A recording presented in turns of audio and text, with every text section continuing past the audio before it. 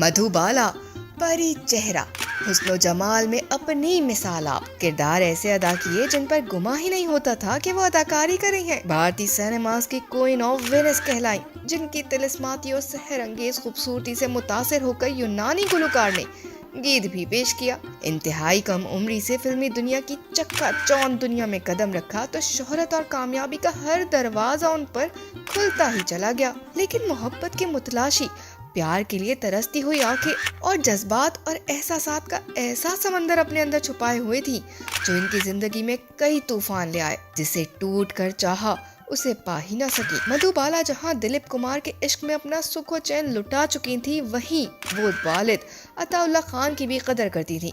किसी एक को खोने को तैयार नहीं थी, लेकिन जब फैसले की घड़ी आई तो मोहब्बत पर वालिद की शफकत और चाहत को तरजीह दी। मधुबाला और दिलीप कुमार की पहली मुलाकात 1951 में फिल्म तराना के सेट पर हुई। दिलीप साहब सुपरस्टार का दर्जा रखते थे, जिनके साथ काम करने की हर अदाकारा की ख्वाहिश होती। मधुबाला खूबरू दिलीप कुमार की मर्दाना वजाहत को देखकर हर लड़की की तरह उनकी मोहब्बत की असीर बन गई। दूसरी जानिब दिलीप कुमार के दिल में भी सादा लेकिन परी चेहरा दोशीजा के लिए मोहब्बत के फूल खिले। दिल की बात जुबान पर आने का इंतजार था। इस सिलसिले में मधुबाला बाजी ले गई। रुमानी खत सुर्ख गुलाब के साथ दिलीप साहब को रवाना किया, जिसमें तहरीर था, हाँ की सूरत में ये फूल अपने पास रख सकते हैं और इनकार पर दोनों चीजें वापस की जा सकती हैं। दिलीप कुमार को दिल चुराने का ये अंदाज इस कदर बहाया कि इकरार किए बगैर रह ना पाए और फिर फासले घटते ही चले गए।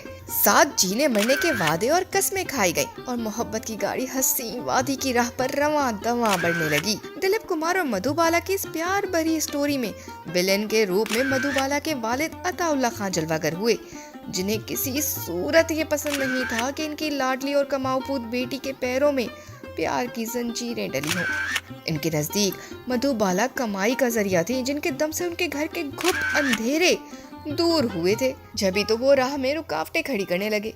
अब प्यार की राह के ये मुसाफिर छुप छुप कर मिलने लगे। एक रोज उन्होंने अदाकार ओम प्रकाश के सामने मधुबाला को भागकर शादी करने की पेशकश की। दिलीप साहब का कहना था, वो सारी तैयारियां मुकम्मल कर चुके हैं, काजी भी तैयार है, बस इंतजार है तो मधुबाला के कदम बढ़ाने का। दिल नशी अदाकारा बाप से बगावत करने पर आमादा थी। दिलीप कुमार ने निकाह की शर्त सिर्फ ये रखी कि वो अताउल्लाह खान से मुकम्मल ताल्लुकी जाहिर करेंगी। बस यही वो लम्हा था जब मधुबाला ने इनकार कर दिया। गो के मधुबाला और दिलीप कुमार के दरमियान दूरियां और फासले बढ़ते गए थे, लेकिन अताउल्लाह खान को शक था कि दिल में सुराख रखने वाली मरीजा बेटी के दिल के किसी कोने खुदड़े में प्यार का एहसास जरूर करवटे लेता है।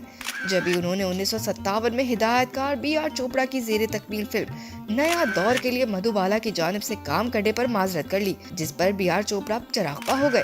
अताउल्लाह खान का इल्जाम था कि हिदायतकार जानबूझकर फिल्म की अक्सबंदी मुंबई के बजाय भोपाल में कर रहे हैं ताकि मधु और दिलीप कुमार को तन्हाई में असर हो सके। अब ऐसे में मुंबई की मुकामी अदालत में मुकदमा चला। हिदायतकार का मुतालबा था कि मधुबाला ने जो साइनिंग अमाउंट वसूल की है वो वापस की जाए। यहाँ तक कि अदालत में दिलीप कुमार और मधुबाला के इश्क मुआशके का भी चर्चा हुआ और फिर वो वक्त आया जब अदालत ने दिलीप कुमार को तलब किया। सबको तजस्सुस ये था कि आखिर दिलीप कुमार किसके हक में बयान देते हैं। इस मरहले पर दिलीप साहब ने मजिस्ट्रेट आरिफ पारिक की इस अदालत में B.R. चोपड़ा का साथ दिया और कुछ ऐसे सबूत पेश किए कि अताउल्लाह खान ये मुकदमा हार ही गए। शोहर आफाक फिल्म मुगल आजम की अक्सबंदी के दौरान दोनों में बातचीत मुकम्मल बनती। दोनों अलग अलग रिहर्सल्स करते। फिल्म के एक मंजर में जिसमें शहजादा सलीम अनारकली को बेवफाई का ताना देकर तमांचा रसीद करता है, उस मंजर में दिलीप कुमार ने मधुबाला को वाकई ऐसा जन्नाटेदार थप्पड़ रसीद किया कि मधुबाला का गाल लाल हो गया। इस हकीकत से इनकार नहीं कि मधुबाला की जिंदगी में दिलीप कुमार की जगह कोई और नहीं ले सका। गो के उन्होंने किशोर कुमार से ब्याह रचाया, मगर वो किसी सूरत दिलीप कुमार को भुला ना सकी। जिंदगी के आखिरी अय्याम में जब वो शदीद बीमार थी तो दिलीप कुमार को पैगाम भेजा कि उनसे मिलना चाहती हैं। दोनों की मुलाकात हुई।